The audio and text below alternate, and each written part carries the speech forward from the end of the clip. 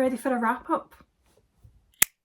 Hello everyone, welcome to my channel. My name's Emma and today I have for you my June and July reading wrap up because I only read 3 books in the month of June, so I didn't really see the point in doing a wrap up because you seen me vlog those 3 books. No, actually you didn't. You seen me vlog those 2 books and then I read another one before that. I didn't really see the point in doing a June wrap up because it would have been very dull for you, as it would have been dull for me to film. So I have combined the 2 and I read a whole bunch of books in July, so I think in total I have 9 to talk about, 1 DNF. At the start of June, this is when I kind of started getting into my reading slump, so it was kind of going to be a bit downhill from there in terms of reading. It was also when my life started to get a bit busier, bit chaotic. Somehow it always ends up being like that at the start of summer for me, and it's so odd because I don't really see myself as a summer person. I'm very much an autumn baby. I love autumn, right? But summer always seems to be heaving for me, and like, see the start of summer, I have no plans. Like, I have no plans at all at the start of summer, and then all of a sudden it's plans every weekend, and I'm like,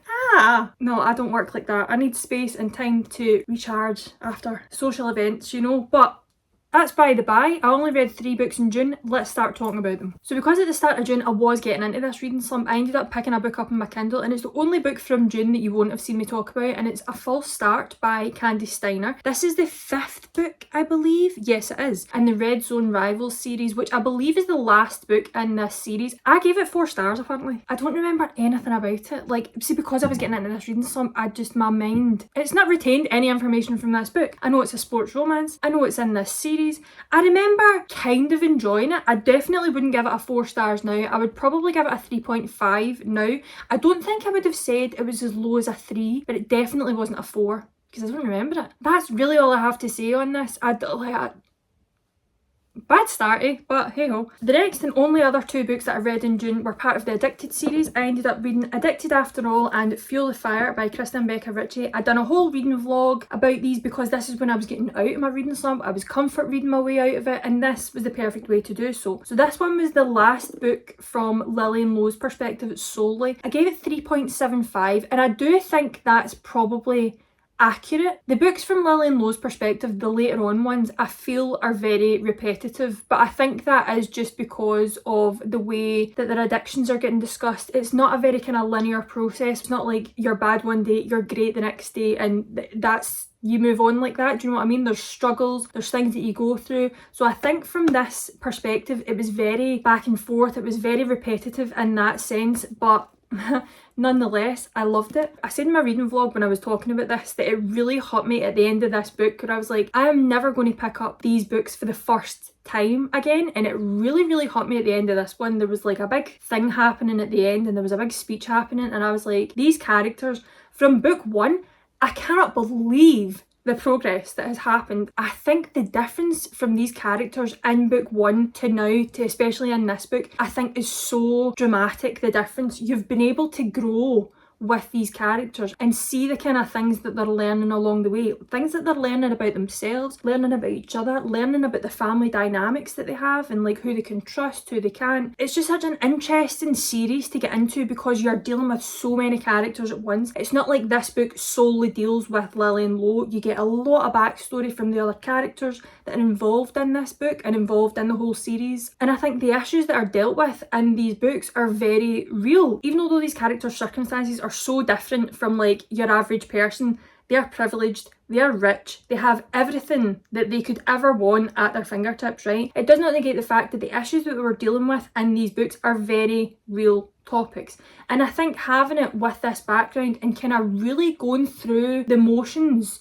and the emotions with the characters, it's just really, I really like it. I've really enjoyed my time with this series, and once again, none of these books have been 5 stars for me. Not one. So that is all I have to say about Addicted After All. I then went on to Fuel the Fire, which is the last book from Connor and Rosie's perspective. I think with Connor and Rosie's relationship, what I really appreciate about it is the fact that it's such a unique relationship to see in books. Like, they totally appreciate each other's intelligence in these books, and that is what brings them together. Not the only thing that brings them together, but that is a big part of their relationship. But I love seeing them challenge each other in that way in this book, and it's just so good. They're not the most lovey-dovey couple you've ever seen in your life. They are not very touchy-feely, but the way that they are in their relationship, it's very odd to other people, and other people have a real issue sometimes. That was an issue in this book, right? Jonathan Hale, what's his problem? Seriously. But I do find it really interesting that this is the way their relationship is, and they don't care what other people think. Like, it's their relationship, it's nothing to do with anyone else. And there are a lot of things in this as well that I'm not going to go into, because I think anything that I say about this series will be a spoiler for you, and I think going into it knowing absolutely nothing is the best way forward for this. See, I did know what was coming, and I think it would have been better for me if I had known nothing. So I'm really trying not to give you any spoilers for this, but just know I absolutely loved this series. I really enjoyed this book. I gave this one 4 stars. Again, did not love it as much as Kiss the Sky. I feel like Kiss the Sky was very much more focused on Rose rather than Connor, and this one was very much more focused on Connor. It was good and I liked it a lot. So that was all I read in June. So now we're going to move on to July, and the first 2 books I have to show you were also featured in my reading vlog. It was my kind of challenge reading vlog. It was random number generator chooses how many pages I read for a week. Achieved said challenge. Spoiler if you've not seen it. I'll link it, so you can go and watch it if you want to watch it. These are the 2 books that I read in this vlog, so I'm not going to go over them too intensely, but I'll tell you my thoughts and feelings on them if you've not watched that vlog. The first one being Rock, Paper, Scissors by Alice Feeney. This is my first thriller that I have read in years, and what an experience it was. I had such a good time with this. I think it was such a good book for me to kind of change it up. As you probably know, if you're not new to my channel, if you are a regular watcher, you'll know that I very much love a romance, but I was kind of feeling a wee bit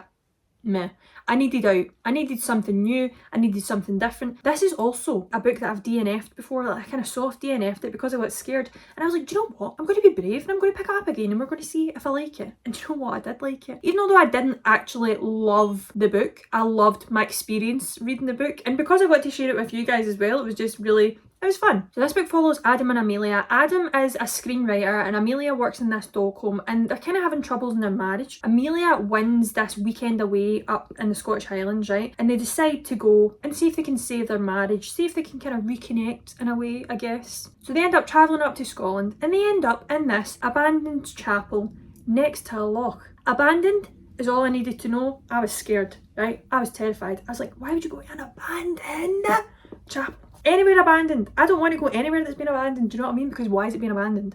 Especially if you're reading a thriller or a horror. Why are you going to anywhere that's been abandoned? Clearly, nobody wants to be there for a reason. But you realise once they're in this abandoned chapel and they're spending time with one another and you're getting both perspectives, you're like, something's not right here. And they're very much fibbing to each other. So you get Adam's perspective, then you get Amelia's perspective, and then you have a third party involved. So then from there, all the wee kind of fibs start to unravel about the two of them. Although I didn't love the reveals at the end, it felt very much, it was going at a really good pace, and then it was like bam, bam, bam, and then I was like, fine.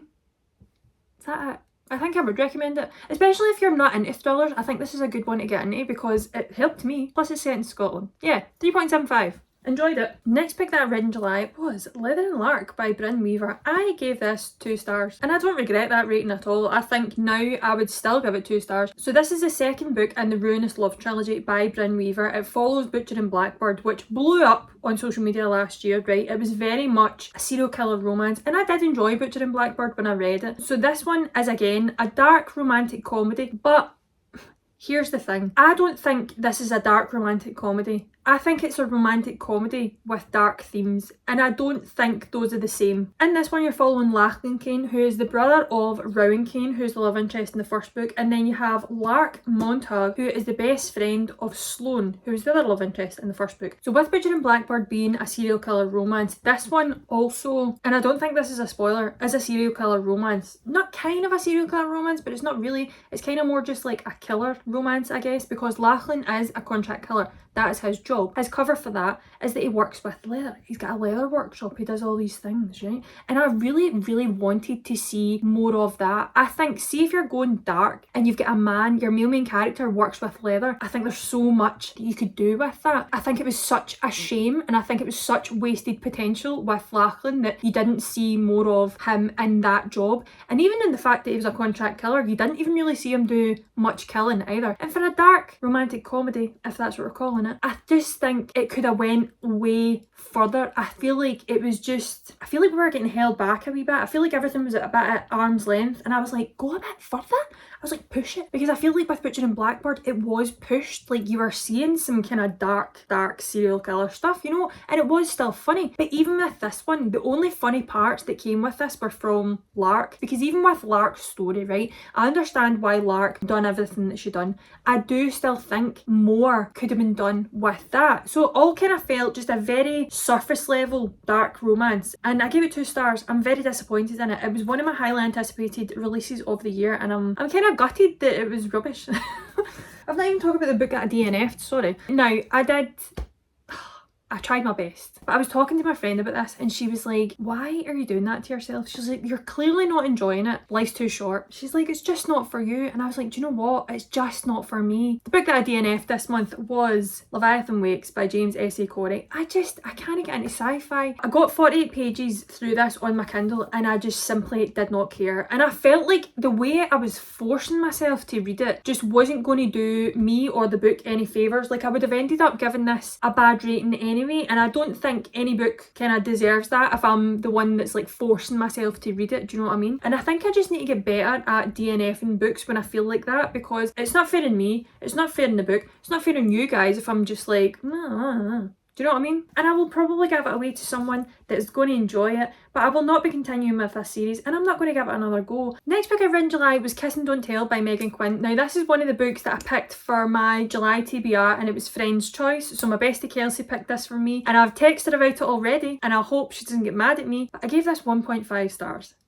I couldn't even push it to a 2. Like, to say I enjoyed Leather and Lark more than this book, I think is saying something, because I really did not enjoy Leather and Lark all that much. So the way this book starts off is you've got 5 hockey players who go to this cabin on their off season, and they kind of just use the time to regroup from the season, just chill, right, in their spare time, as you do. Then you've got Winnie, who ends up going to this cabin. I can't even remember the reason why she was in the woods alone at this time, but she was, her car broke down, that was it. So she was on her way somewhere, and her car broke down, and she ends up following the lights up to this cabin where these 5 hockey players are, right? Of course. Bliss. So when she goes up to this house, like, one of them's like, no girls allowed, this is not the place for that. And then of course you have Pacey, who's the love interest in this story, who's like, oh, just let her stay, it'll be fine, you know, just wait until she's got her car, she's back up on her feet, and then she can go and be free and all will be fine. It's obviously not what happens, and they get together. It was just so quick, right? They were basically saying they loved each other after what, like 3 days? They haven't even spent like a week together, and we all know,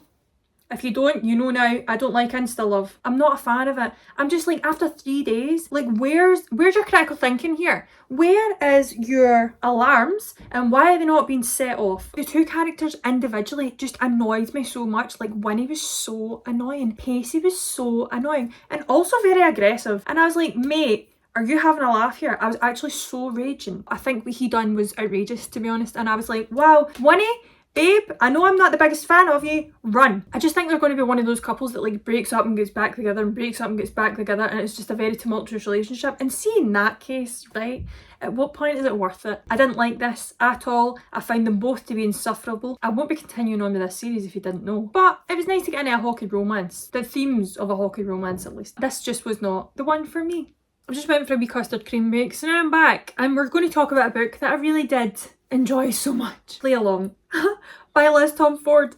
This book! This is the 4th book in the Windy City series by Liz Tom Ford, and this one follows Isaiah, Rhodes and Kennedy. I haven't really read many books where it's like a kind of Vegas wedding and you get married and you come back and have to deal with the consequences. I haven't read many books with that trope in it. I really, really enjoyed this one. For the fact that Isaiah has loved Kennedy for longer than you could even imagine. He spent years pining, yearning for her, and that, I love that. I've literally seen so many people make videos on TikTok about there's nothing like a man that yearns, and you're not wrong. It is one of the best tropes to read in a book. So in this one you've got Isaiah Rhodes, who is a player for the Windy City Warriors. He's a baseball player. And then you get Kennedy, who's a staff member that works for the Windy City Warriors. She is very overqualified for the job that she's doing with the Windy City Warriors because she's dealing with a very sexist boss. So she's kind of just trying to deal with it as best as she can. She should be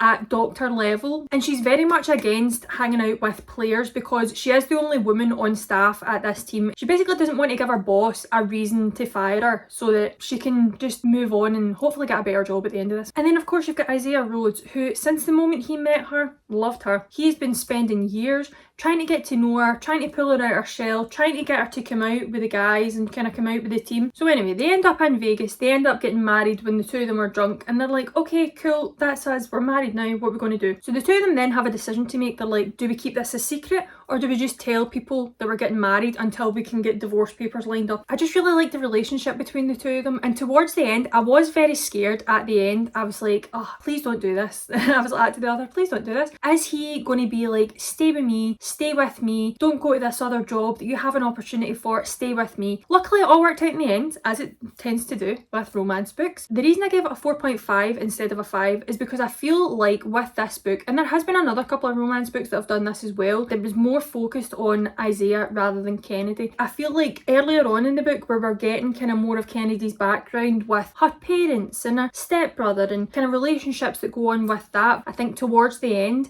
it was very much more focused on Isaiah, and I was like, I would have liked to have seen this specific section from Kennedy's perspective rather than Isaiah's. All in, loved this book, highly rated it, 4.5 stars, would recommend, great sports romance.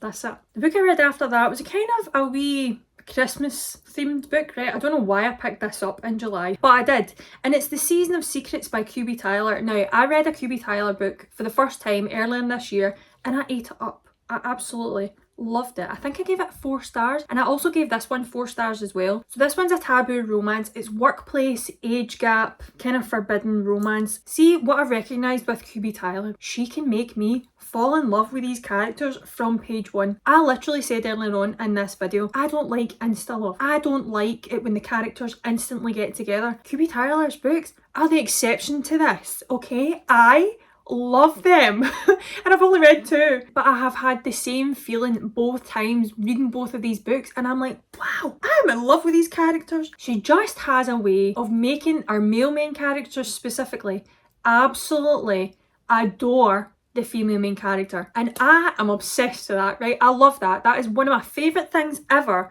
when the guy is just so enamoured, so in love with their partner, like there's nobody else. No one is an option. It's you and me forever, baby. And it's my favourite trope to read because I'm like, yes, I don't want anything being questioned here. I want you to love each other forever, but I don't want it to be like you've only spent 3 days together and we're like, oh my god, I love you so much. It's like there's tension, you know? And I think that's what a lot of these insta love books miss, is tension. There's loads of tension in this book. So in this book you've got Wes, who between him and his friend, they kind of run this security tech like company. I'm not really sure, I can't remember what they do. It's not a massive focus, but he runs this company, and then Reagan ends up working for him, and she's been working for him for a couple of months, right? And he, since the day he met her, has been like, you're the most beautiful person I've ever met in my life. You are stunning. I really like what you bring to the table for me, and I want to be with you. He doesn't say any of this to her because obviously there's like a kind of workplace fraternization policy and they can't get involved with colleagues or people above them, managers and all that kind of stuff. Fair. But Reagan also has a wee fancy for Wes, so they end up at a party, have a wee discussion, bit of flirty banter, you know, and it's good flirty banter. QB Tyler has such a way of just writing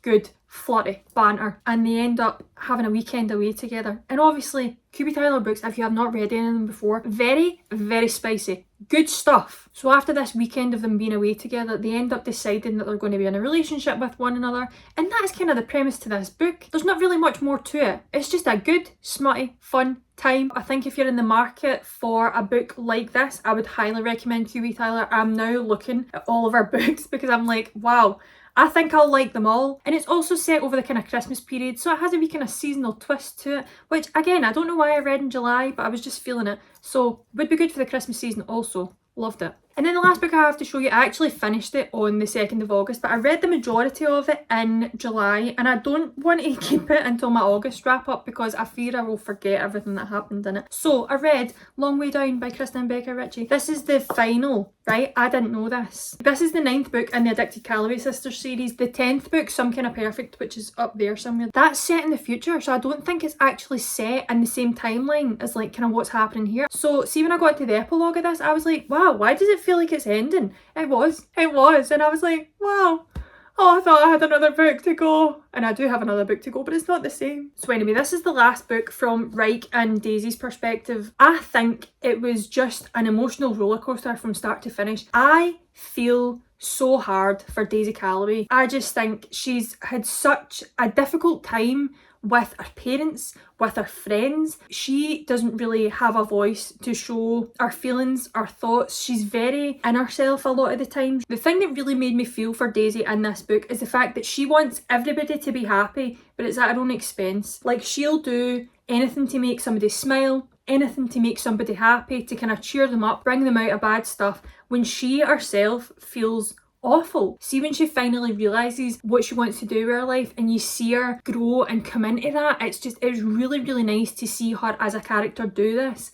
Reich Meadows, I can't get on board with him. Here's the thing, I like Daisy and I like Reich individually as characters, and don't get me wrong, there was parts where we were in Reich's perspectives that really made me emotional. Like, I was crying in some parts. There was a lot of heavy topics that were getting discussed with him, and I really enjoyed seeing him progress with his relationships with Connor and with Lo and family dynamics and all that kind of stuff. But the whole reason that I'm giving this 4 stars is because of Daisy. I just really enjoyed seeing her character, seeing her grow as a character, seeing her come into herself, seeing her find her voice, and like, can I give people as good as they're giving her? Do you know what I mean? She wasn't being the wee wallflower that she was previously. She was speaking up for herself, and she was finding out what she wanted to do with her life, and she was going at it full throttle, and I really appreciated seeing Daisy go through that for herself. And now we've only got 1 book left in that series, and I'm so not ready for it. I'm not prepared. So there we go, that is all the books that I've read in June and July. Let me know what your favourite book has been from the past 2 months. I would absolutely love to know. And if you've read any of these books, please let me know what your thoughts are on them in the comment section below. I would also love to know that. So thank you very much for watching. I really hope you enjoyed this video. If you did, give it a wee like, give it a wee thumbs up, subscribe if you want to come back and see more, and I'll see you in the next one. Bye!